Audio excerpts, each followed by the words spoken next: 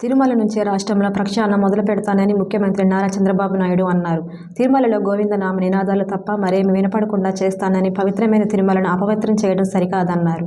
తిరుమలకు వస్తే వైకుంఠం వచ్చిన అనుభూతి కలుగుతుందని, తిరుమలపై ఓం నమో వెంకటేశాయ తప్ప వేరే నినాదం ఉండకూడదన్నారు.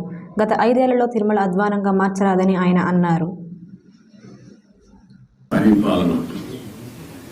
తిరుమల తిరుపతి దేవస్థానంతోనే ప్రారంభం కావాలి ప్రక్షాళన.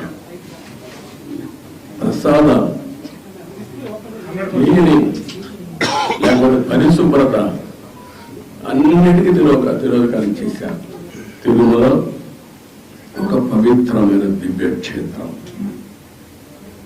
ఈ పవిత్రమైన దివ్యక్షేత్రాన్ని అపవిత్రం చేయడం భావ్యం కాదు.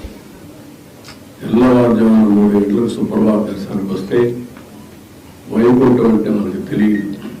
పుస్తకాలు చదువుతాం, వైకుంఠానికి పోవాలని కోరుకుంటాం చనిపోయిన తర్వాత. ఆ సమయంలో ఇక్కడికి వచ్చి వెంకటేశ్వర స్వామి దర్శనం చేసుకుంటే వైకుంఠంలో ఉన్న అనుభూతి కలుగుతుంది. నేను ఎన్నో స్థానాలు ఫీల్ అయ్యా, ఇప్పుడు కూడా ఫీల్ అవుతున్నా. అందుకే నేను ఇక్కడికి వచ్చినప్పుడు అన్ని విషయాలు మర్చిపోయి ఒక పవిత్రమైన భావంతో పోవాలి, ఒకే స్లోగన్ ఉండాలి. 7 కొండలవాడ వెంకటరమణ గోవింద గోవింద తప్ప, ఓం నమో వెంకటేశాయ తప్ప వేరే స్లోగనే ఉండకూడదు, వేరే వ్యక్తి జ్ఞాపకం రాకూడదు. ఆ పేరుతోనే మొత్తం ప్రక్షాళన చేస్తాం.